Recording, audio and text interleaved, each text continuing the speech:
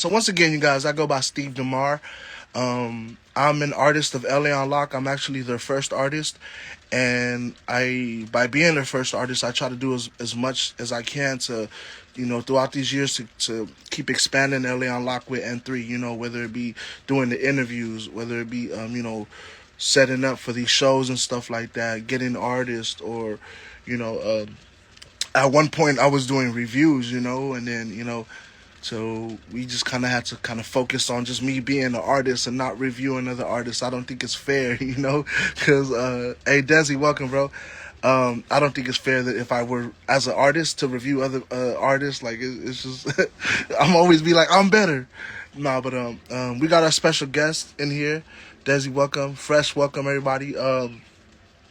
Yeah, so now that we got more people in here, before I bring out the guests, I just want you guys to know this dude is really putting on for the West Coast.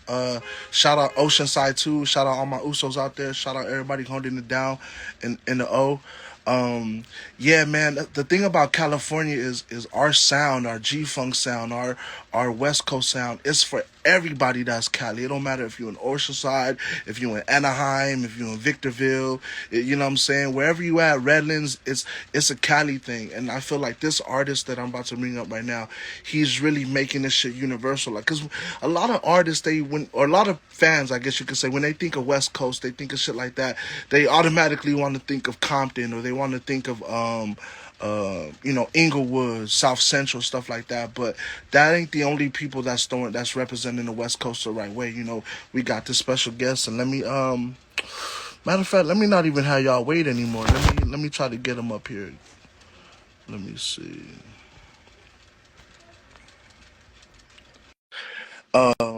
Yeah, man. We're gonna get this interview going. Like I was saying, a lot of people look to Compton and this part of. Hey, what up, Moose? What up, man?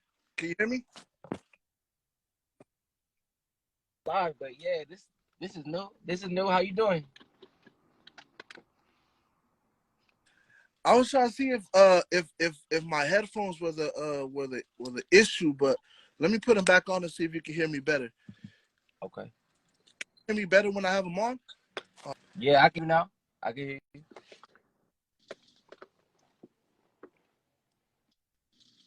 You straight? Yeah, we're good.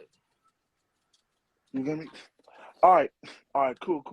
All right, you guys. So, like I was saying, man, this guest that we have, he's representing for the West Side, definitely bringing that G Funk era back, bringing that. Not that it ever left, but you know what I'm saying. A lot of West Coast artists kind of started, segregating and doing their own shit. But this artist right here, man, I feel like he's really kept it to the roots. That shit, that G Funk is our roots. You know what I'm saying? That's early '90s right there. Like that's really what represents the type of style that we make. You know what I mean? So, without any further ado, man, I want to bring our special guest, man. Thank you, Dezzy Hollow, for pulling up on me. Yeah, of course, man. Of course, bro. We're out here, you know what I'm saying, Oceanside, California, representing to the fullest. Represent. And you know what? We're bringing this new sound of funk, man. We're bringing this new sound of funk that has been revamped, that has been like a new model of funk is on the rise, and it's starting to catch ears, and it's crazy, bro, because I grew up on that whole, Los Angeles to Long Beach to Compton, G funk, Yeah. gangster rap, but even past that to like to funk, like the Parliament, of course, Yeah, even all the way back, psychedelic, all all the way that, back to man. James Brown, like it's crazy how far funk goes Mm, back, and how at one point it was like mainstream. Funk was mainstream at one point, and now it's kind of like right. it's kind of like the mainstream sound is right now currently is, I would say, it's trap. But this whole funk is gonna Yeah, come back around, man. History repeats itself, and I see I of see good course. things happening, man. I see good things happening for this sound. And it's through us, bro. It's through the artists. That's the whole part of sampling, the whole part of redoing somebody's song, to get that hype back on them because that's what we grew up on. Like I feel like funk may have seemed like it died out because of disco. That's when it was more popping, and then Right. disco went away, and But I feel like it was it was artists like fucking. Ice Cube, like who else? Who else? Mac 10. You know what I'm saying? That started sampling these funk artists. Bootsy Collins. They started sampling James Brown as well. Right, right. Parliament. You know, Funkadelic. They were sampling. You know, stuff like that is what kept funk going. And I feel like funk never died because now you still got artists like who So Sonic, Anderson Paak, and Bruno Mars. You know what I'm Yeah, saying? no, that that right there is the beautiful thing about funk is it could go so many ways. You know, you got artists like Snoop Dogg making that G funk, and then you got that Silk Sonic of that pop funk, and then you Mm-hmm. got like it's just crazy. There's so many different types of funks, and to be honest, right now is just a perfect time to be recreating, and revamping funk to a Yeah. different stage and a new era and a new period of time. Like this funk Mm. that I'm putting out right now, bro, is gonna be when you hear it, it's gonna make you think of a period of time in history, man. And it's crazy, man. I love funk, man. I couldn't see myself doing any other genre right now. Yeah. No doubt, bro. Like I've really been listening to all your albums, you know, from 2015 to now.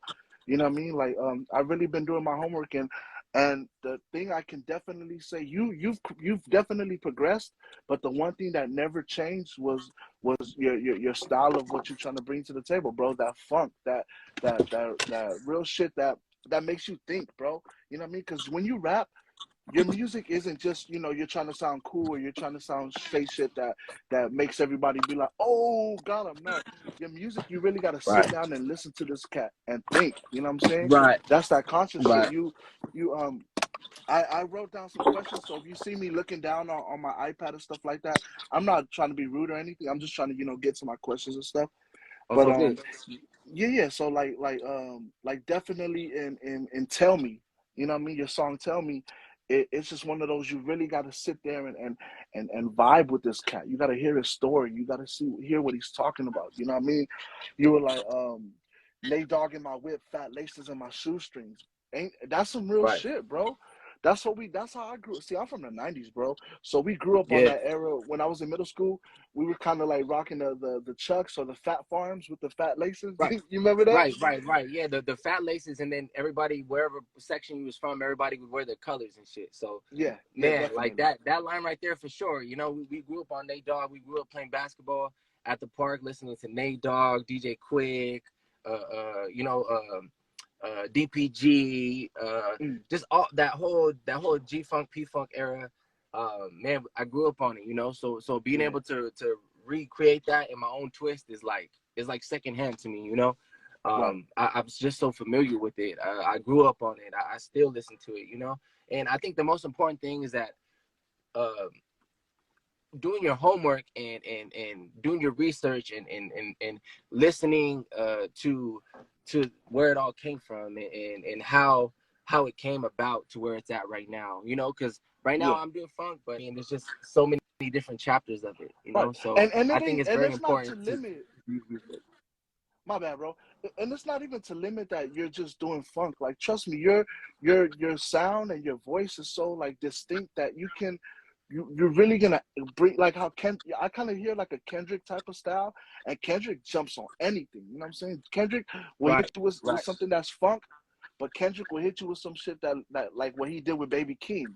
You know, that's considered more pop, but it's still, you know, it's controversial and it makes you think and shit. And I definitely see that for you, bro. Like your music has never, your style, you're unique. You're your own style, but your topics, your subject matters, it never stayed the same. You know what I mean? It's always progressing and it's always getting better. And I love hearing that because you know there's some artists that you hear the first album, maybe the first two albums, and you're like, right. oh, okay, I fuck with him, and then come the third, fourth album, you're like, this nigga been like having too much fun, or he's been getting too comfortable. You know what I'm saying? But you, bro, Bro, I'm gonna like, tell you. Oh no, my bad for cutting you no, off. of I was course, gonna go say, ahead. man, I think the most important part in being an artist is to figure out how to adapt and how to, how would you say it, stay relevant. Mm-hmm. Mainly because like the when I first caught my buzz in music, I was doing lyrical trap, and I was doing it for several years. But as I kept like going with my career, I seen that wasn't working as good as it was initially for me. So I had to kind of like go a little bit more into the funk, because I was doing funk already, but I had never like really like gone so deep into like creating a whole body of work that's just all funk songs, you know. So that was my Yeah. first time. That's my second album that I released that was just all funk from the beginning to end. But for the most part, man, it's all about adapting and figuring out like what's working and what's not working. And the only way to do that is being an independent artist. The only way to do that is trial and error.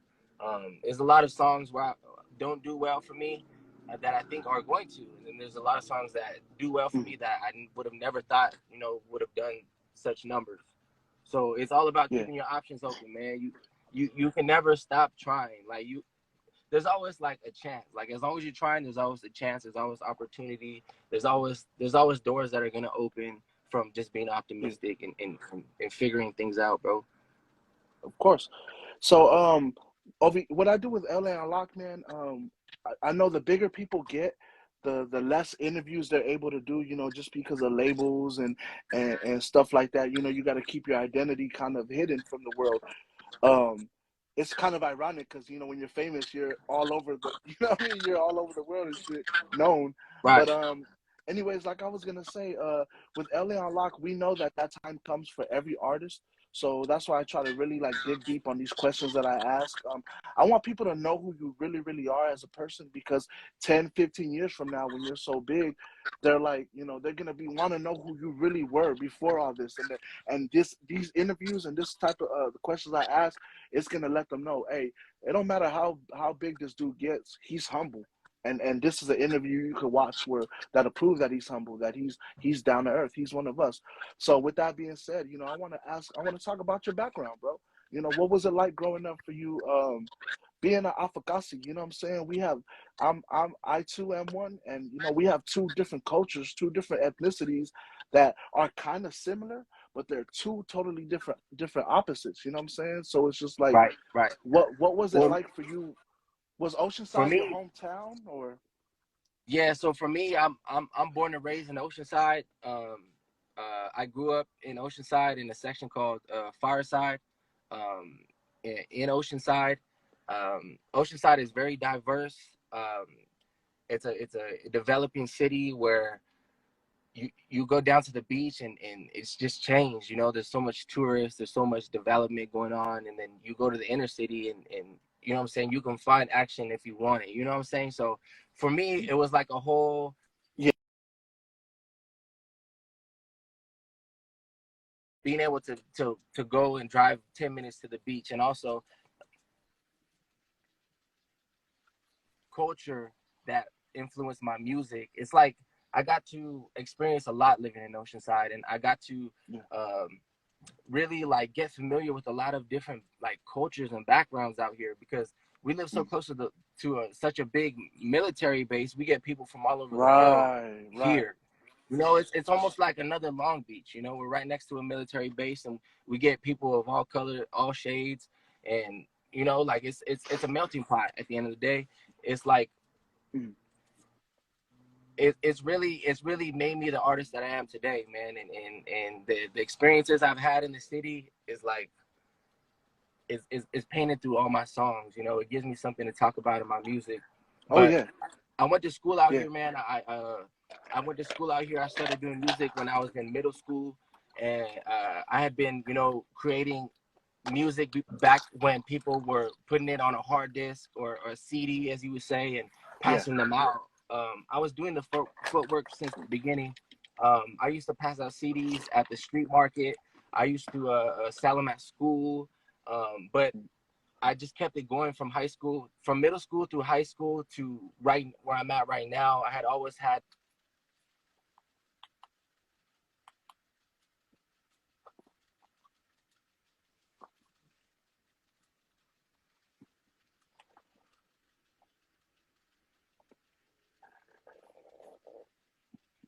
Yeah.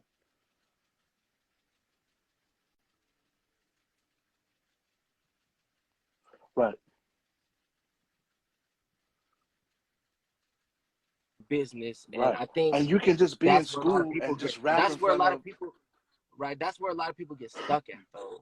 Is taking it from a hobby to a business, because it gets a little complicated once it turns into a business. You know, you got to start considering, you know, what's going to sell. You got to start considering your analytics, and who's listening, and you got to kind of start like planning things accordingly, and paying a little bit more attention to what you're putting out. Because at the end of the day, when it's a business, you're trying to stay honest with yourself, but you're also trying to make a living, if you know what I mean.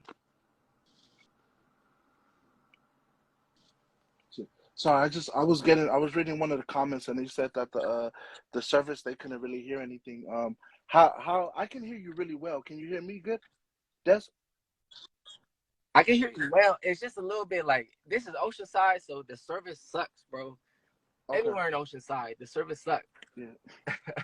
But I I mean, try to it's a move shame. It's somewhere where, sad. yeah, I try to move a little bit like to where the service is a little better. But Yeah. shit out here, it's a dead end zone, man. Yeah. It's a shame. It's sad. It's a shame you guys couldn't hear the earlier ones, but I'm starting to see the comments that it's good now. So this dude's really telling a good story, man, and I really really like it. I want to keep on going on with the questions if I may continue. With Yeah. that. So growing up, man, like what was playing in your household? What because you said you've been doing this since you were in middle school, and middle school isn't too far from being, a younger kid. You know what I'm saying? From 8, 9 years old, 10 years old, 12 years old, you're already in middle school. So that's not a far gap. What were you listening to that got you into wanting to be an artist? Or did you hold on, let me rephrase that. Did you want to be an artist already before middle school, or was it just one of those things that came to you? It really just came to me, man, and the way that it did was I was surrounded by people in my neighborhood that were making music, and they were making neighborhood songs, and I Okay. wanted to be a part of that. I wanted to represent for my section. So what I did was, I had one of my homies take me to where they recorded at, and it was in this dude's bedroom. Um, Okay. and I go over there, we record a song, and it was my first song in middle school, and and then I showed it to a couple people, and they were all bigging me up on it, but I knew it was trash. But you know what I'm saying, I had such an interest that I kept going. After that, I was like, you know what, I need to find somewhere that's like a real official studio. I need to actually Yeah. pay for some time. I gotta figure out, you know what I'm saying, like I gotta buy materials to make CDs. Um, Mhm. I guess at that point, bro, I had started deciding to be an artist, and I think that was in sixth grade. I recorded my first song, and I just had a really, really heavy interest in it, and I took it a little bit more serious getting into high school, and Okay. actually being able to sell CDs. Because in middle school, I was just passing it out, trying to get my Yeah. name out there. But in high Yeah. school is We when don't I know was too able much about selling shit. Yeah. In middle school. in high school is when I actually got to sell CDs, like actually make $1 on it, a couple Yeah. dollars on it. But yeah, man, in middle school, was when I had a heavy interest. And at the time, I was listening to a lot of like stuff that, my uncles and my pops would play. And it was like a lot of like soul music, uh, a lot of even rock. Like I had some rock and roll influence in there. My pops, he was really into like, he was really into music. And to be honest, he really was into like dancing and shit. So Okay. I kind of picked up the whole like groove thing from my pops, and having the whole funk groove, because my pops was a big, big, big time funk head, bro. He Okay. loved So funk. when you say dancing, elaborate. Was he like a breaker? Was he a Pop pop locking, locker?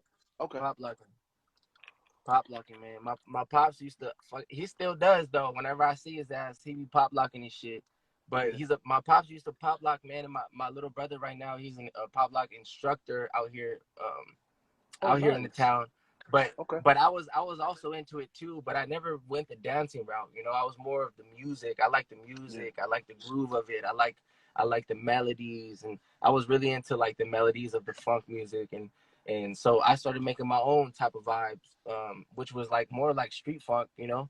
and now it's uh it's evolved to this, and right now I would say my music right now, my creativity level is at its all-time Okay. high right now, man. So I can't wait to see what else I can make in these next coming years. Yeah, man, you definitely have inspired folks, you know what I'm saying? Just watching your stuff, like, it definitely inspired me, man, just because we got to see people like us up there, bro. We don't have we have booyah tribes, but that was way, way long time ago, bro. So like nowadays, when you see island, like I see you, and I see a rapper who's an islander. I don't see an islander rapper. You get what I'm saying? And the difference is because you're really you're breaking out into the mainstream, as far as you're trying to give us music that fuck with not fuck my race, but fuck what my race is, fuck what I look like, listen to my words and hear what I'm talking about. And if you want to pay attention to my background, then go ahead, do that. But I feel like your music, you could hear the difference. And it brings me to this question. What side of your race did you have both your parents around? Did you have both your backgrounds in there? Did you listen to Samoan music? Did you listen to Mexico music? What was it like in your household? Uh, man, that's a crazy question, bro. Because like, man, I just grew up around so much different types of music, bro. That like, I got to hear it all.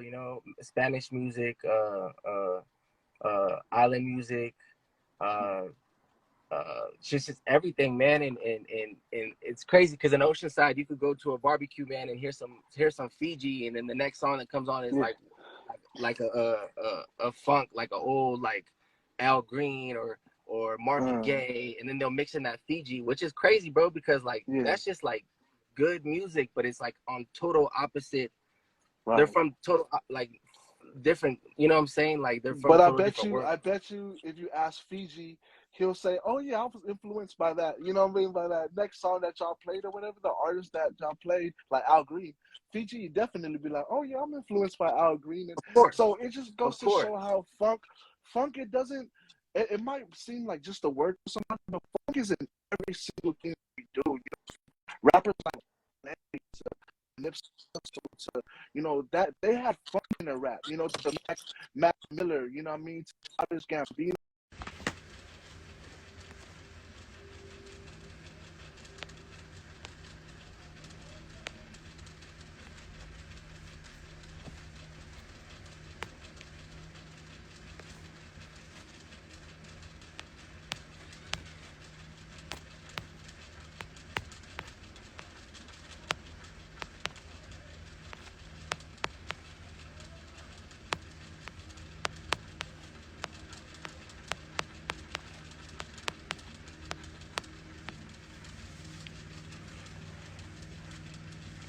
He said service in the my bad. Hey, it's all good, bro. It's all good, man. I'm about to add you up real quick. We're gonna keep this interview going, bro.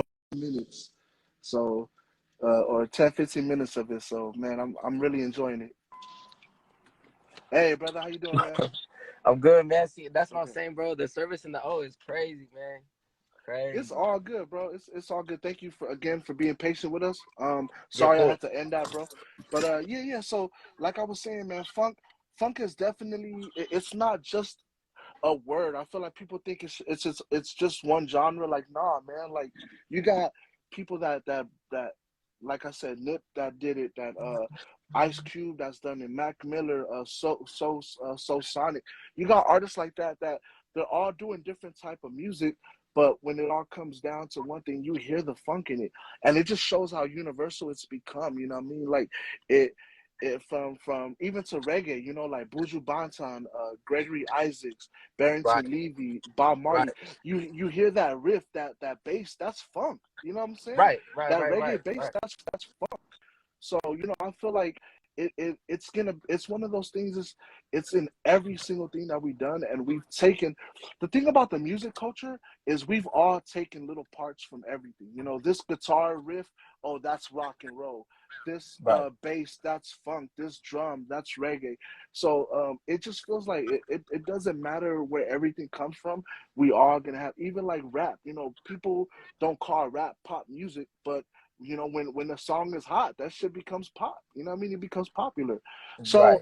you know, let's get into that right now. Now that we're talking about that, what do you think was is separating you from being, you know, straight rap like how you are, to even maybe adding pop into there and adding that pop sound? Do you think that's possible? Do you think it's happened already? Do you Of think course, it's in the I think that there's always room um to make that whole like there's always room to like make new type of vibes and create retwist R&B into funk, soul into funk, uh, Mhm. uh, country into funk. You could really like revamp anything and make your own twist on it. So I think that I think that there's a lot of influence from funk songs in today's music all the way dating back. You know, it's like Yeah. there's a lot of elements in funk, especially live sounds that are shared with so many different genres of music. And Mhm. yeah, man, I can see my like I tried to do that whole crossover into pop with this song that I released a couple months back called Play. Okay. It has the tempo of a pop song, has the instruments of a pop song, but it also has the bass line of funk. Mhm. But I've tried to like kind of like emerge or I guess retwist pop and funk before, and it's all trial and error, man. I got some more music, and I'm always creating, so I'm excited to see what else I can come up with, man. Hell yeah. So yeah, let's go back to your childhood, man. Let's talk about how it was as a kid. You got this young dude in Oceanside, which, you know, I got Right, family out there, man. Shout out my cousin Moy Val. It has its tough areas as well, man, and right. it might have ocean in it, but trust me, it ain't all smooth sailing and shit like that, bro. So, you know, tell us a little more about your childhood. What was it like growing up? Growing up, for me, I think that I had a heavy influence from I guess what like the area I grew up in. Mm, And it kind of like carried into my music. It kind of gave the influence and the ideas behind my music when I first started off. But growing up for me, man, it was a lot of like it was a lot of trying to figure out, you know, what I wanted to do and who I wanted to be, mainly yeah, because there was always somebody older than me trying to tell you what to do, whether it right. be whether it be whether it be like your family or older homies. There was always like somebody that you always wanted to be like. Mhm, So for me, it was like trying to find my own identity because, to be honest with you, the people I was hanging out with, I wanted to be them so bad. mhm, I wanted to literally look like them. I wanted to dress like them. I wanted to do the things they were doing, and I wanted to be them so bad. So for me, it was a whole like trying to figure out who I wanted to be, like what I represent. Because at the yeah, time, you know, like my whole message was a little bit wasn't all there. You know, like back in the day, mhm, I kind of like represented something totally different than what I represent now. But it was a whole trial and error of making music and figuring out that I wanted to be an artist and stepping out of the box, bro. Because when you're a teen, you're so influenced by your peers, bro. You're so influenced yeah, by your peers, and I I don't know if it depends on where you grew up at, but for me, like my peers, like I looked up to them so highly, bro. Like I literally like was a splitting image of them. So mm, once I started making music, I kind of like branched out of that and kind of got away from like the lifestyle I was kind of headed toward. But for the mm, most part, man, growing up in Oceanside, I got to experience like some dope shit out here, man. Some yeah, real real crazy shit, man. Like from from like I would say middle school to where I'm at right now, man. Like it's mm. like it's like so much information has gone past since then, man, and I've learned so much just growing up out here and just experiencing things out here, man. But yeah, yeah, Oceanside for sure is gonna be a well-known city, bro. Give it a couple years and it's gonna be on Nah, the man, map, man. I like to beg to differ, bro. I think it already is. Like, you know what I'm saying? A lot of people know about Oceanside, man. And people maybe like you're right, maybe it's not as big on the map, but you know what? That's what we're for. You know, the artists that are from the areas, that's what we're here to do. You know what I'm saying? It's our job to wherever you're from. I'm from a small city called Linwood, man, in Cali, Right, near right. LA.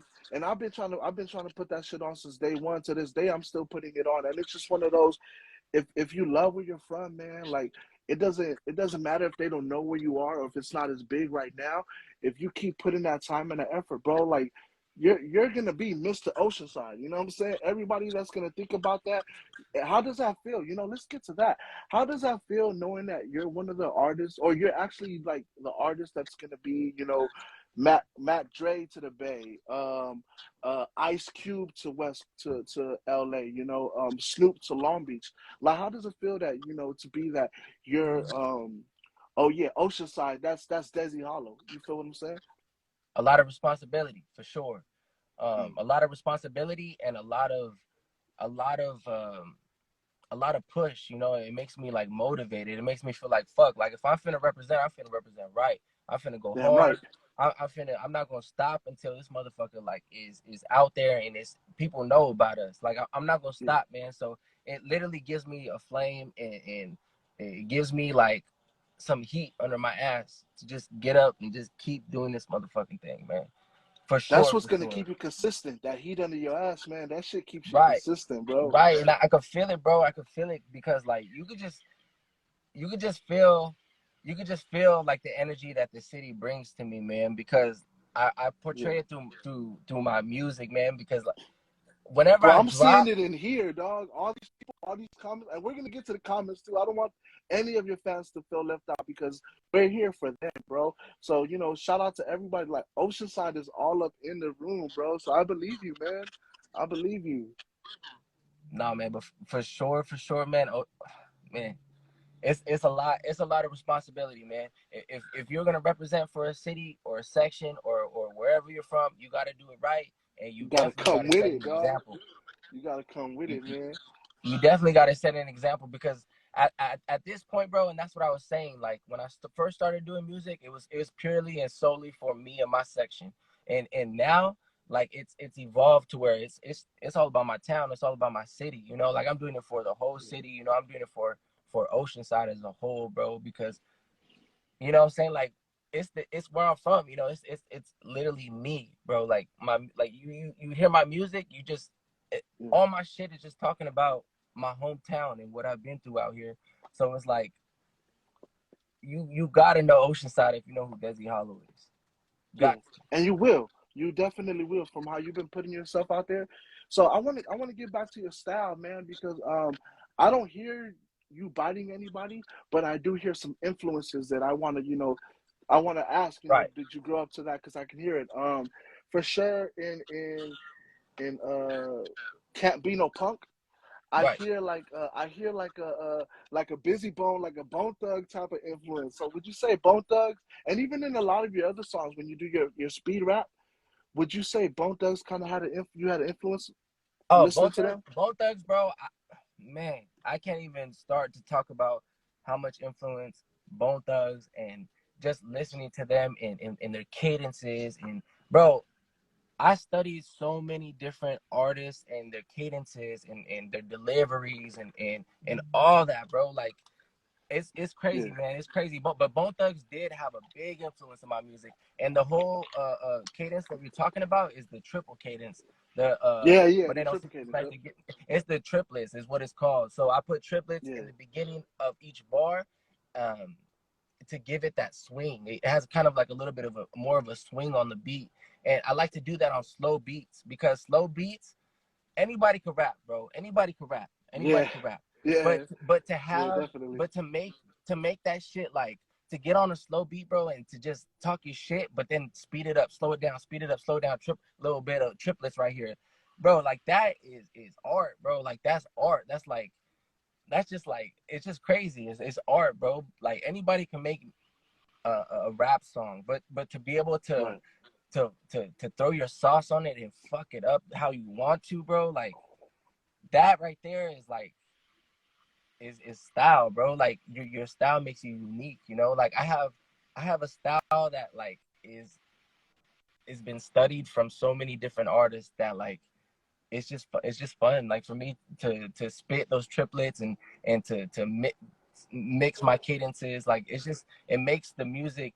It makes it me. So like, when you hear like the singing going into triplet rapping, Yeah. that's like my style right there, bro. That's my style. Like, and the reason why I love doing that is because the singing and then the triplet flow, they're kind of like they go against each other a little bit, you know, like the Yeah, they're kind of harmonic joint. competing. Who's gonna Right, win? Am right. my singing gonna win? Am my rapping part gonna win? Like, Right, yeah, right. And that's why I love doing that shit, bro, because the singing, the melodic shit, like I can do that, you know, and then the triplets, like I can do that too. So why not put them both on the same record? And it's so yeah, dope because it's like it gives the song texture.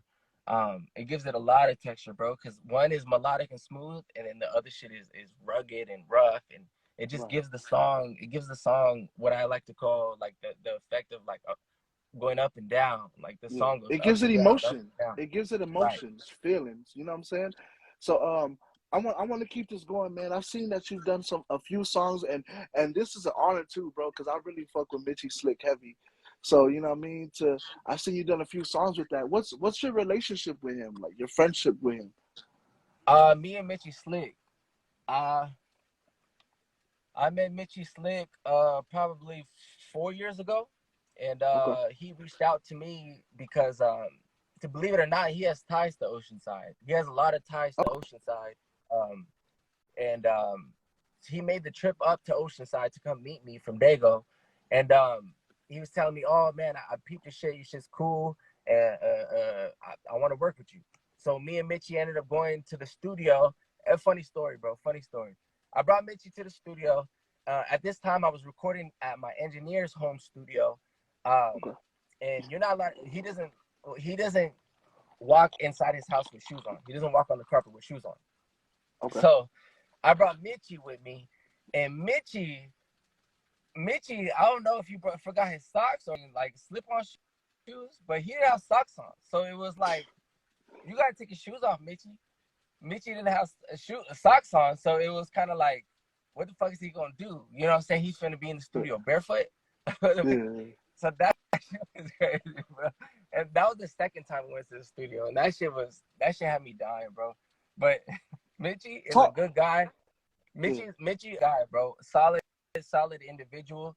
Um, he he's one of the few artists where I can say, um, is sincere in what he says, and if he says he's gonna do something, he does it, bro. And there's not a lot of people that be keeping their word or Right. really be about their word. But Mitchie is a solid individual, bro. So when he came up to meet me and talk to me and asked to work with me, bro, like it was Mm, on. So we made our first song together called Homies. Um, okay. Yeah, yeah. I that heard was that on one. the Stay Current. He hopped on the Stay Current album. He hopped on a song called Homies, and then after that, the album after that, he jumped on a song called Gangsta Party. Um, and then he hopped on another song called Allegations with Ryan Anthony. Um, Okay. but me and Mitchie, we purely know each other from him finding out about my music. But he's a Mm, solid individual, man. Meeting him and working with him, and that's the crazy thing. I have been listening to Mitchie Slick since I was like since I wasn't even making music, bro. Since back in the day, yeah, I he's was a been big around for a fan of Mitchie while. Slick. Right, right. I was a big fan of Mitchie Slick for a long time, man. And that's what like the first artist that I listened to a lot that I was able to work with was Mitchie Slick. And then it went on to like Sugar Free and Dub C and the Yeah. artists that I have right now. But it all started with first getting Mitchie on a song, bro. Like I was a big fan of Mitchie Slick. I still And am. I still am. it For just sure. became like a domino effect, would you say? As far as Something connections, or like that. Something what like do you that. mean like that opened up? Was it the connections that opened up, or was it that, hey, No, I got this dude? no. I mean, not no connections or nothing like that. I'm just saying, like, working with Mitchie Slick was the start of like, hey, like I'm doing something right. Like I got this artist Mm, that I've been listening to for so long growing up, reaching out yeah, to me. telling me that I'm dope, that he wants to work with me. Like that Yeah. right there was crazy, bro. Like that. What I mean by that was the start of like a flame of like, damn, like encouragement. Mm. It started like I guess it gave me more confidence. It was a start of like a shot of confidence, man. And working with Mitchie was dope, man. And he's solid, man. I gotta shout out Mitchie, man. Solid guy, bro. Yeah, man. Shout out Mitchie Slick, bro. Just because like it just gave me chills, bro. Like, you know what I mean? Just because this artist that I listen to, bro, and me being an artist myself, I pray and I saw this interview that Snoop did, and he was like, yeah, man, I when I was doing my Walk of Fame, I had people there that I was listening to as a kid, and I didn't think I would ever know them. And he was starting to name when he did his Walk of Fame. Quincy Jones was there, Stevie Wonder was there, stuff like that. So it's just like it's one of those. These are his heroes, and now they're saying that this is their best friend. Like, you know what I'm saying? So it's just like, how do you feel about Yeah. that? Knowing that one of these days, these big celebrities that you look up to and stuff like that, they're gonna probably walk like they're gonna be there and be like, oh yeah, this is my best friend, or this is my homie. What's that feeling like to you, man? Because they also, this is a two-part thing. Because they also say it's not good to meet your heroes, so maybe you could counter that as well. Man, it's mixed emotions, bro. I'm over here bigging up Mitchie and telling him how great he is. Man, I've met artists, bro, that I've looked up to even longer than Mitchie. Like the I don't even know if I should share it, bro, but I've met artists that a particular artist I met recently um that made me make my first rap song. Mm. I met him recently, and he wasn't what you know. What I'm saying, like he's a great artist, but he wasn't what you think in person. Like Ah, there's some okay. artists that aren't. You know, what I'm saying they're two different people. Like they're great artists, they're geniuses of what they do. But then there's some artists that are geniuses, but then in person they lack that people person skill. Yeah, definitely. That friend that you could almost be like they're so caught up in their ego that they're just like, yeah, I don't have time to deal with, trying to be nice to someone or trying to be uh you know, your hero all the time. You know what I'm saying? Like it gets to them. I can believe, having everybody look up to you. So I wanna bring that on to you. Like, how do you handle situations where, because now you're out there, bro. Like you're getting famous, and I know it sounds corny and cliche to say that, but you're getting famous and you're getting big out there. What's that like for you to have to what's it like trying to keep your composure in certain things? Because I'm sure you're gonna get people talking shit, but also you're gonna get people that show too much love. You know what I'm saying? Grabbing on you, yo, can I rap for you? Can I talk to you? How do you handle stuff like that? I'm gonna tell you, bro. Um, Whenever somebody sends me their song, whenever somebody asks me, can I spit some lyrics to you? Whenever somebody says, can you take some time out of your day to listen to this new song I released or something like that? I listen to it, bro. I listen to it. Mm, I listen to yeah, I it. love that.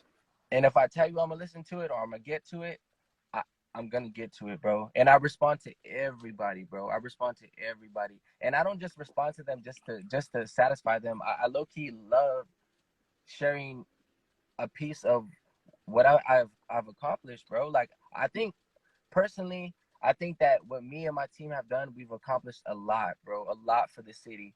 So whenever I get a chance to kind of like spit a little bit of that game to people that actually are sincerely want to hear it, bro, I Yeah, go off, man. I tell them everything. I tell them everything plus more. Mainly yeah. because it's like, why not?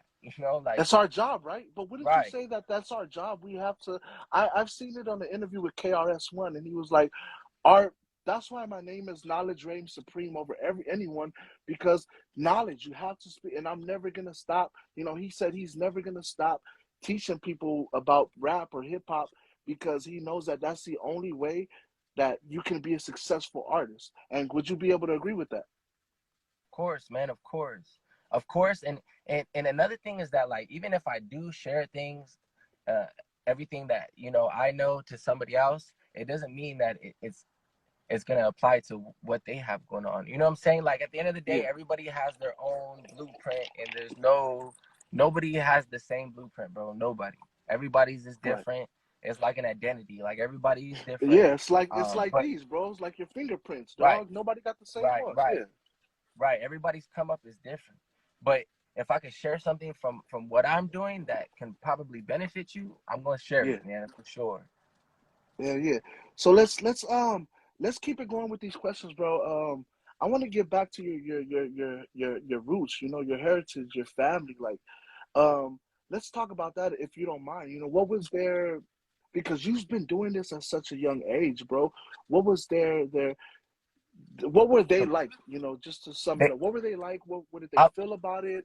uh, So, like my fam, bro, my fam, they were very, very, very, very supportive in me making music, and the reason being was because in middle school there was a lot. I went to Jefferson Middle School in Oceanside, and okay, Jefferson Middle School in Oceanside is like going to I I don't know, like it's going to somewhere where like there's just so much going on. There's so much tension. It's like I don't know. It's a place where a lot of people learn where they're gonna like what section or pretty much it's a place you go to where you figure out yourself very fast, bro. Because I got into some of my first fights in Jefferson Middle School, and it was like definitely like a place like damn, like it gave me a lot of like things to write about, and it kind of like mm, shaped me into like a person that was I don't know, bro, like kind of like tough, like trying to always be kind of like down, wanting to be hard type of vibe. So yeah, at the time, I was influenced by a lot of people that kind of were making me go a bad direction. So my folks and my fellas, my fam, they really supported me behind the music because it gave me a chance to kind of like be away from the certain people I was hanging out with and the certain things I was doing to where now um, I'm not a follower no more. You know, like now it's yeah, like I could be a leader. I have a voice. Because like I said, bro, like back in the day, I was a big time follower, bro. Like I wanted to be like my peers so bad, bro. I wanted to be just like them, you know, dress like them, talk like them, walk like them. And now it's like I'm my own person, bro. Like I'm a leader now. You know, I don't have to try yeah. to be like somebody else. So I think that my family seen that me having a voice and becoming a leader was way more better than being a follower and falling But for the decisions that other people were doing.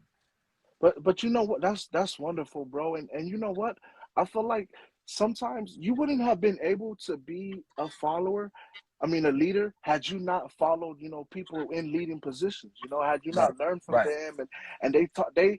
It might seem like it's bad to be a follower, bro, but you just learned from this cat, and he taught you how to be a leader. Like me, I was a heavy follower of All Money and of Nip's work, and to even be able to work with them, it was an honor. You know what I mean? But now I can lead my team. Now I can come to LA Unlock and help continue to lead with my bro N3 just because I've learned from that. I've learned from being Yeah. a follower, it teaches you how to lead. You know what I'm saying? So Yeah. I think it's great. It's great that you had those people that you could look up to because you know, growing up, especially you know in tough areas, man, you got people that even I know it's all about the kids, but you got people that don't give a shit if you're a kid. You know what I'm saying? Like if you're Yeah. not gonna put in work, if you're not gonna be down with the hood, you're gonna get beat up every single day. So Right. that's why sometimes we're forced into being followers, you know what I'm saying? But Right. it's all at the end of the day, it's on how that person comes out of that shit. And you came out of that still alive, still breathing, and you like you said, you have a story to tell now. You came out with a story. So, you know, tell people more about your story, man. What do you want them to know about you that they don't know? Man, I think that I think that my story is still going, bro. Like to be honest with Mm, you, it's almost just beginning. You know, like I'm finally at a point, bro, where like I can call I could call certain artists right now, you know, and talk to certain artists that I would only have dreamt about a couple years ago. mm. And it's crazy that I And now now have they're the your homies. and now I have their personal phone number, you know. Yeah.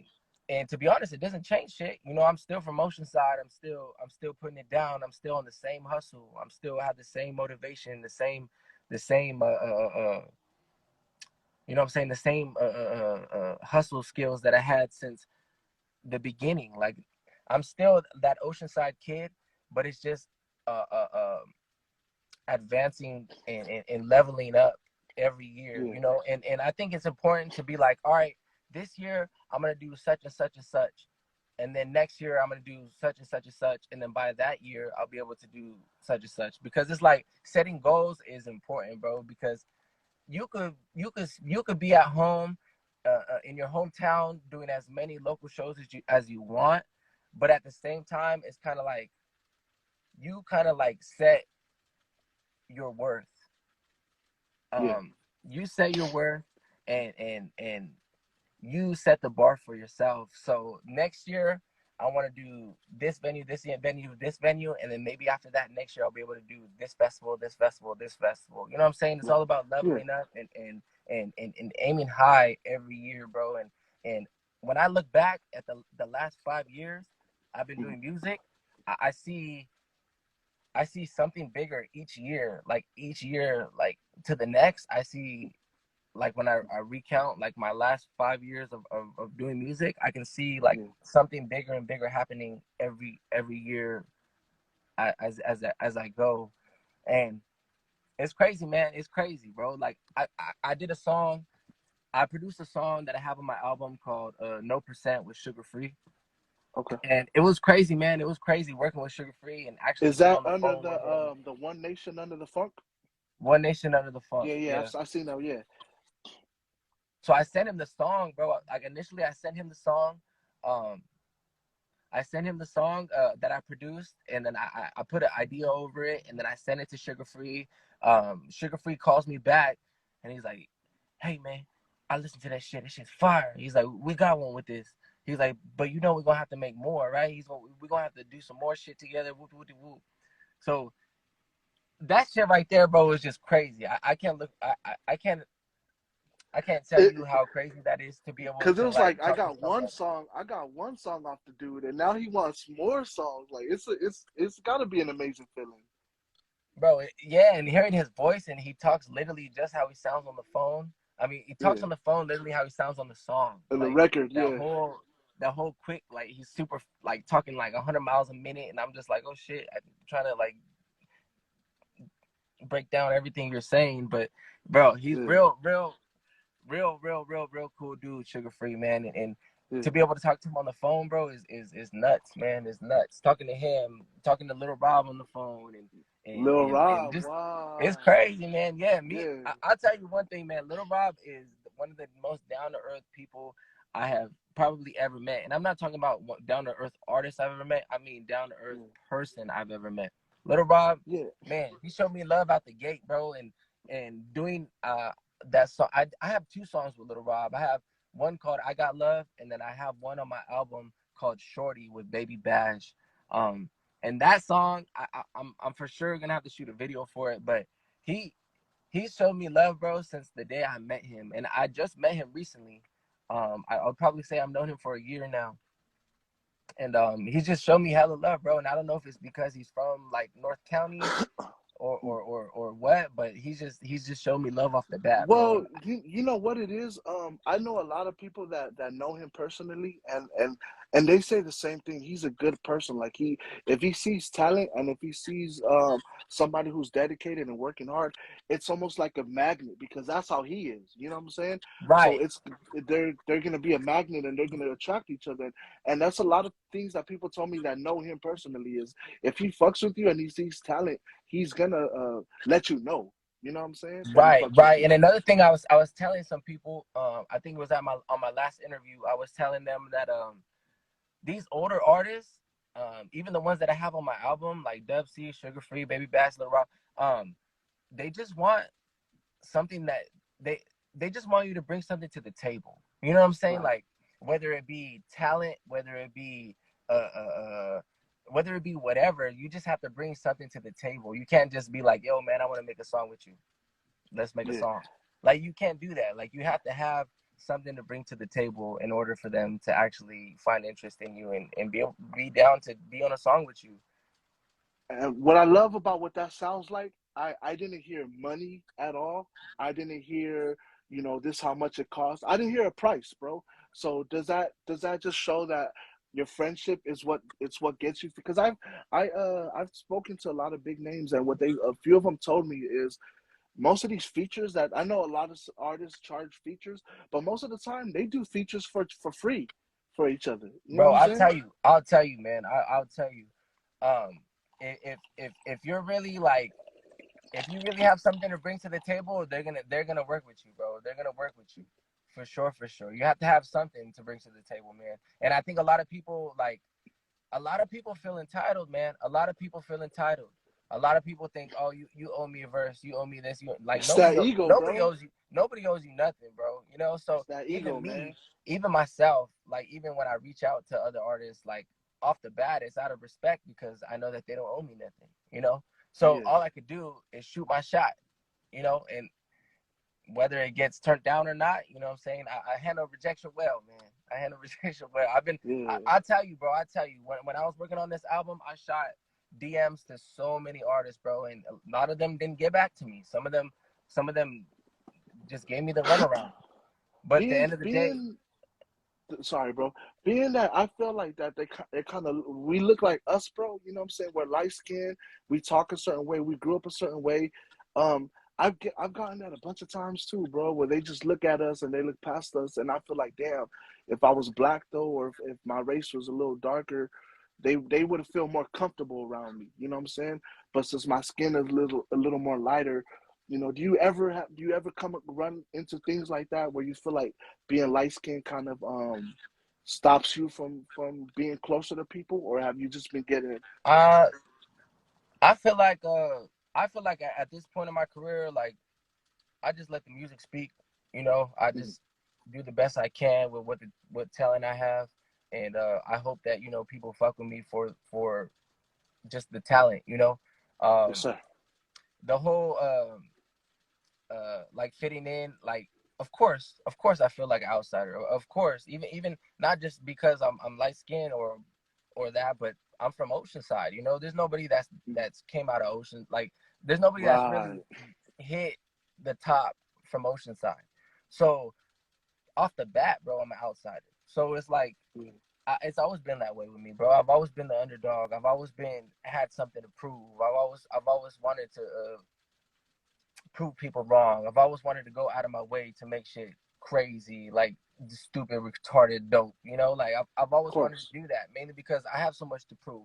I have what I'm saying? I have no backup out here. There's nobody that's pulling me up besides my team. But at the end of the day, we don't have the connections to nobody in the industry. We don't have relationships with anybody in the industry. So off the bat, bro, Mm. um, I That's only crazy. Honestly, I wouldn't have thought that, dude. To be honest, I man. bro, I purely am speaking off of just talent, bro, and off of Right. my team. Of course, my team, amazing fucking team, bro. The marketing, the branding, everything like that. Yeah. But set aside from that, like myself, I feel like I'm just speaking to people through my talents, bro. Mainly Yeah. because, like, of course, like I'm an outsider, like I'm an outsider for sure. But it's like people, if you're that talented and people fuck with you enough, that it don't Yeah. matter like what you look like or where you're from. People gonna fuck with you, bro.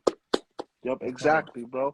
And your team, I know a few of people from your team, Sasha, Ellie, you know what I'm saying? The Yeah, the people that you're working with, and they're great people, bro. And not only the fact that they're great, humble people, they push, bro. They'll push for you, you know what I'm saying? And it's just like you're really, really blessed because when you have people like that by your side, dog, you can't go anywhere else but up, bro. Because yeah, you can be feeling shitty. Sasha come and tell you, nah, man, like you gotta get on this, you gotta get Ellie would be like, yo, man, you know what's going on or what's wrong? Like, what do you know what I mean? You got people that really will sit there and play any side that you need. You need a friend, bam. You need a manager, bam. You need a confidant, or whatever it may be that you need.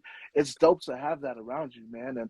And that's the one of the key things to ever succeed in this industry, aside from having knowing people, is to having a good ass team, bro. Yeah. Having people. LA Unlocked, a perfect example of what I'm saying, because like, had it not been for LA Unlocked and my bro N3, we wouldn't be here, bro. We couldn't interview. I wouldn't have been able to meet a lot of top talented artists, man, and I'm forever grateful for that. So let's keep going into the questions, man, because I'm having such a great time interviewing you. What what's your writing? What How do you get in your zone to write, to work on something? What do you need? Do you need this? Do you, what All right. you know? So if I'm finna write some shit, I need a dope beat. Has to be funk. Has to be Yeah, funk. I need a backwood and some fire tree, and yes, sir. I need to be alone. Got you. I need to be alone, man. And I think that I write my best music when I'm alone. Mainly because, like, I don't know, like, it's like writing an essay. Do you want a bunch of people in the room while you're writing the essay? I don't. Right, right. I want to be in there Yeah, focused and shit. So for me, it's like I need my weed. I need the studio. I need to be alone. And I write yeah, my best music alone. But there's several times where I have the studio packed and we just write on the spot. Somebody yeah, produce a beat and then just write on the spot, get up in the studio, record that shit, and the rest, wherever that leads us is wherever the song. But for the most part, my, yeah. my writing my writing is a little bit everywhere, bro. Like sometimes I'll Hmm. write alone, sometimes I'll write.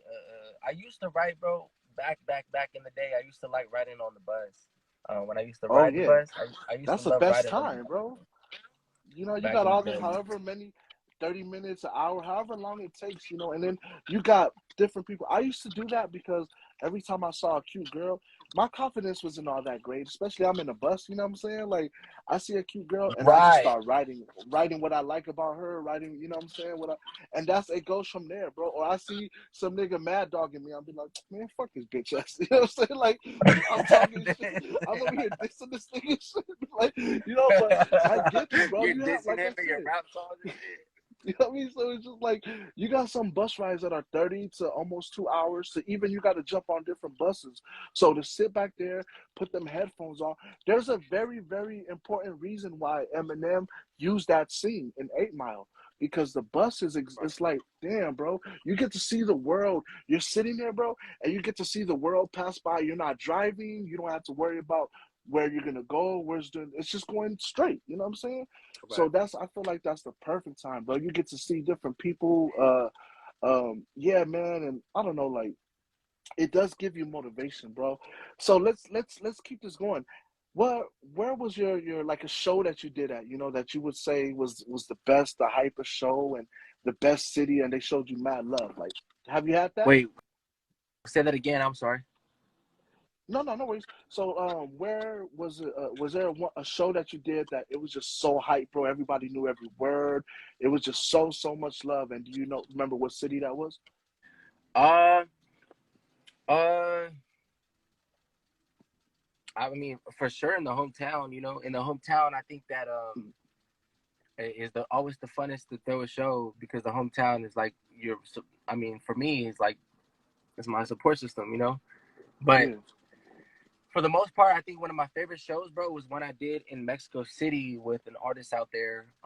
He invited me to come and do a set because we had songs together, but he invited me to do my own set. It was at the Pepsi Center in Mexico City, Oh wow. and that shit was nuts. It was my homeboy Alaman. He invited me to Mexico City, and I got to do one of my songs that like shook the whole building. Was like the whole building was nuts, man. It was a song that I did called Gangsta Shit.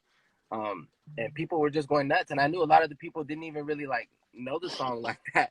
It's just the funk beat that it was a G That funk yeah, beat, but it yeah. just rocked everybody. It made everybody move, man. But that was one of my favorite shows because it had the catwalk that went down the crowd. It had like a catwalk that went down the crowd, so I was Oh, able to like dope. So you got to really like put your hand out there and yeah, you know what I'm yeah, saying? this shit That was type of wild. shit. Yeah, that shit was wild, man. That shit was wild. Fuck. To this day, man, I'll never forget that day. Like that shit was nuts. Do you do you feel like us rappers, do we have an impact on society? Oh yeah, now, mainly because like just rap is just I I would believe that rap is the biggest one of the biggest genres now, and Yeah. with everybody doing it, it's kind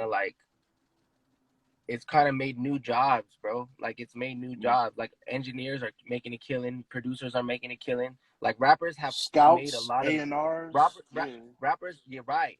Rappers have made a lot of jobs for people, bro. Like in this new decade, bro. Like there's so And you know what's crazy, bro? You know what's so crazy, brother? Rap was a job for somebody. As far as you know, remember it was the DJ, bro. The DJ was everybody was hyped for. That's who they went for. That's all they cared for. The rapper was just that guy that was just like pumping the DJ. That nobody. right, A rapper was a hype man. You right. know what I'm Back in the saying? day, they're the MCs, and but the Yeah. DJ was that's crazy, bro. I just was talking to my homeboy that's a DJ. How the DJ used to be the main act, and the Hmm. MCs on the microphone were just Yeah. the hype man, and the DJs were the main act, bro. Like things have changed, bro. Things it's just so Yeah. crazy, man. It's so crazy. But it's a trip because people DJs are still getting that love now. Maybe they're not hip hop DJs, but you know you got those technos, those big name DJs and Oh shit. yeah, Even Steve even Aoki and yes, big name DJ now, you know, and but it felt like it came back to them being in the spotlight, but you know, unbeknownst to them that it was really a hip hop shit. You know what I'm saying? You ain't had right, pop singers or you ain't have Dionne Warwick coming outside with a you know what I'm saying with a DJ or Al Green coming out with a DJ. You didn't have that. It was a rap thing. It was a hip hop thing. So for hip hop right, to transform a DJ on turntables from being in a small little warehouse to now you got, like I said, Paris Hilton, you got Steve Aoki, you got these other big that are fucking huge and famous off of being a DJ, bro. And right. it trips me out when people say how they're just doing that. No, y'all don't understand. That's how it's always been. All they have to do is be in front of the fucking thing and play songs, bro. That's what it was about. Yeah, Yeah, yeah. man. So you know, when it comes down to the end of the interview, I always like to ask people, aside, forget being a rapper, bro. Forget all the albums you dropped, all the things you've done in music, bro. If you were to go back to middle school and you weren't making music and you got older and you know you did high school, you graduated, what would you be doing right now, bro? Oh, bro, I'll be a farmer. Yeah. I would be a farmer. Elaborate on that. Why? Uh, I love being outside, bro. I love being outside, and I love like working outside, bro. Like before, I was doing music. Um, I was I was doing a lot of things that were like in parks and recreations and forest, Mm-hmm. jobs, and I loved it, bro.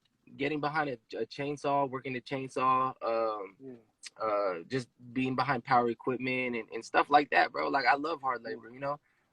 Yeah. And I was chopping it up with my uncle the other day, and we had there was a get together at my grandma's and shit, and he just was reminiscing with me about how we used to work all these jobs together, and it was like a lot of hard labor. And to be honest with you, like on my spare time, I love to just clean, bro. Like it's just I don't know. I like rather be outside than be in an office, bro. I've always been that way. I like Yeah. to be outside. But if I wasn't making music, bro, I would be doing something that's outside in the forestry for sure. Um, for sure, for It's sure. amazing. It's amazing how you were helping a lot of rappers. They become rappers and then they start helping the community. You get what I'm saying? Right, You've been helping the community before that, bro. Like you've been outside. You know how you were talking about right now, working at parks and recreation. That's for the community. You know what I'm saying? I used to right, uh I used to work in at the youth centers. You know, I used to help out the kids and stuff like that. You know, before I became a rapper and started doing my shit. So it's just I love that, bro. I love hearing that because you know, like I said, most rappers they only put on or they only help out the community because they were given supposedly a contract and a chance to. As for people like us, bro, we didn't have that chance to, or we weren't doing it for publicity or to look cool. You get what I'm saying? We Right. were helping our community because, like you just said it, bro. You love to do that shit. I love helping those kids, bro. I was one of those kids that I didn't have my dad, and my mom was always working to fill in that void. So I had to go to these community centers, bro. I had to go there and shit like that. So it was only right that when I got old enough to give that back into the community, bro. So I love to see that, bro. Like you've been put on for your community, and now you're doing shit that's even more effective because now you're putting people onto Oceanside. You're making, bro. I got family out there, and I ain't never visited them. You know what I'm saying? Like I see them, like we're close when they come out here. But now you're making me want to like check out Oceanside and see what it's what it's about, bro. Like and see what it's like because sometimes when you're growing up the way I grew up, bro, outside of LA, Compton, and all that shit, that was rare. You get what I mean, bro? Like, so, I love being outside, bro, but I couldn't go there. I love going to farms and going to, out in the open fields, but, that was just a dream to me, bro. So to see somebody that was able to do that and that came from all that, because I mean? You obviously love that for a reason because you've been out there. You've been doing the labor. You've been going out there and working hard. And to be in hip hop and still making music, and your answer would be, "Oh, shit. If it wasn't for this, I'd be out there working without complaining, bro." Like some people will be like, "I once I made it, I ain't never going back to that shit." You know what I'm saying? I ain't never going back to no Nah, but working nah, outside. but don't get me wrong, man. Like I could, like besides the music, like this is what I want to do, bro. This is it, like this for sure, man. Like I've been doing it for so long, man. Like I want to be the best at this genre, and I Yeah. think that the further that I get, the closer I get to where I see myself, and So I see who myself at the answers top, that? man. Who answers that? I'm sorry to cut you off, brother.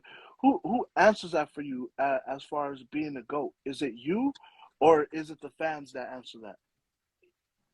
Uh, it's it's the fans, of course, but it's also like career wise, I guess the numbers speak for that. Street wise, it's the word of mouth. It's the fans that speak for you. Yeah, So you gotta have both, and that's what I'm aiming to get. And I think that slowly but surely I'm getting there.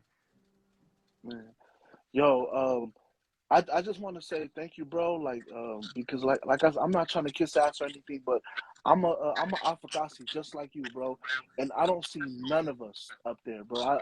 I'm trying to put myself out there, but I don't see us out there. And then, bam, I get introduced to you, and then I see what I didn't get to see. You get what I'm saying, bro? So I just feel like it's a real honor, man. I want to give you your flowers. And I just want to tell you thank you, bro, for putting on. Like it ain't even just the Afakasi thing, but it's just the simple fact that you are. You get what I'm saying?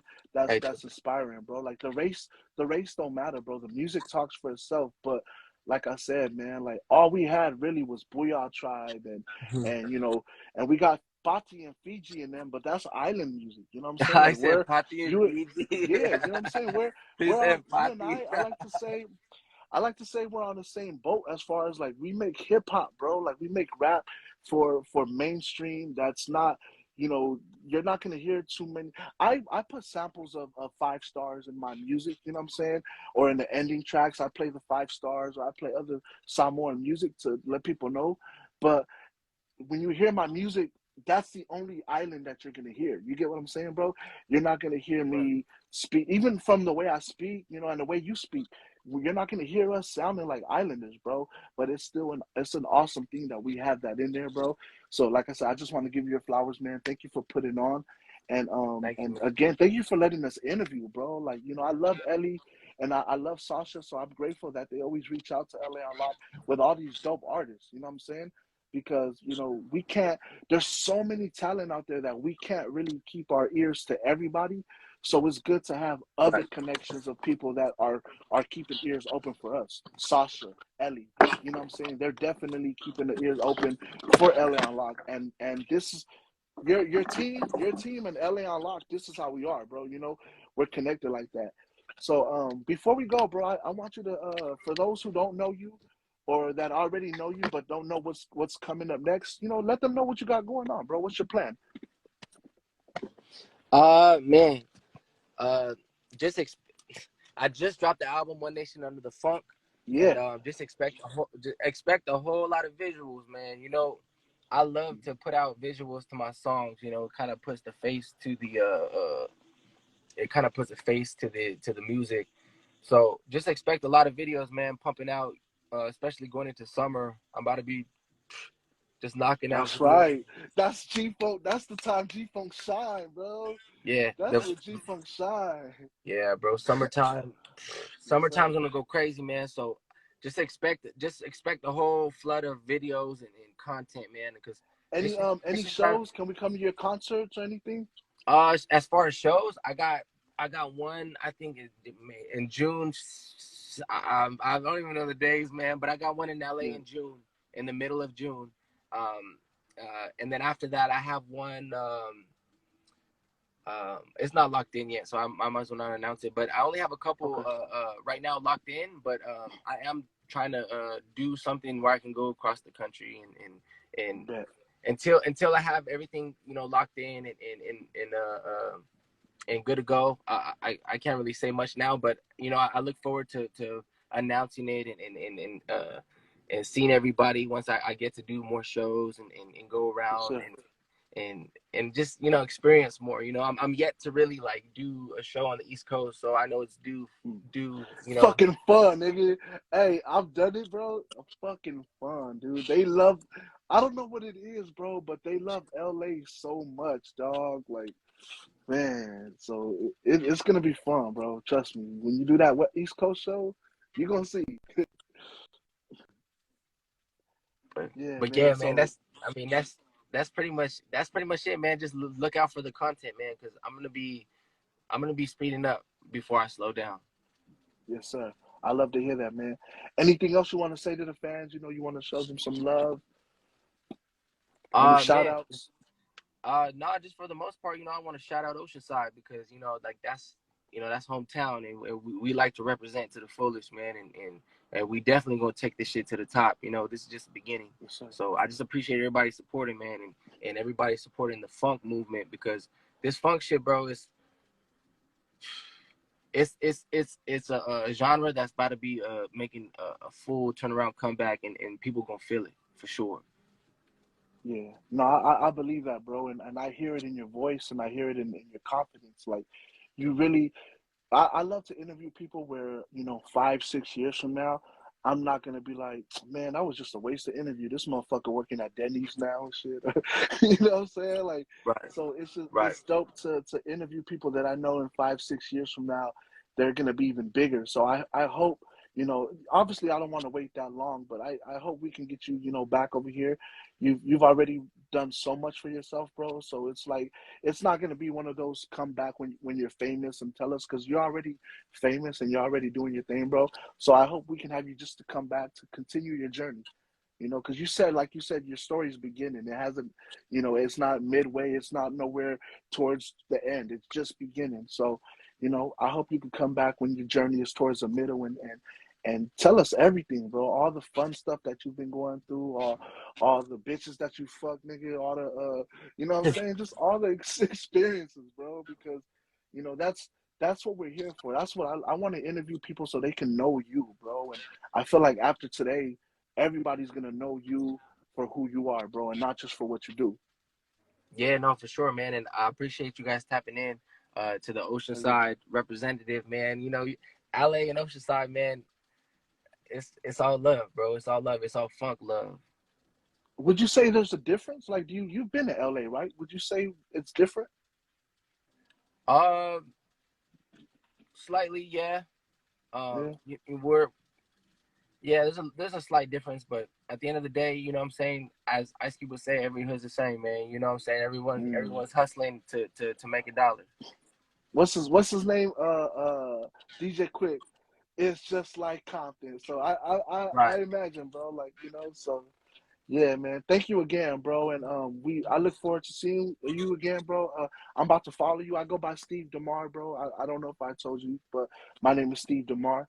And thank you, Oos. Thank you, man, for letting me interview, bro. Like, I Yeah, appreciate it, man. of All course, right, man. brother. Appreciate Everybody, you. man. Yeah, appreciate you and everybody that tapped in, man. Thank you. Yeah, much love, brother. Be safe, man. Oh, shit. Yeah, yeah, yeah. So there you have it, y'all, man.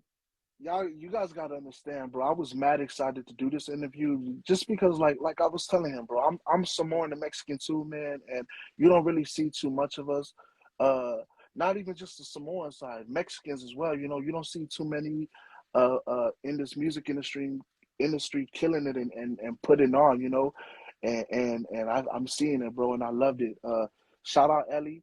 Shout out to Sasha. Shout out M3 on the track. Shout out LA on Lot.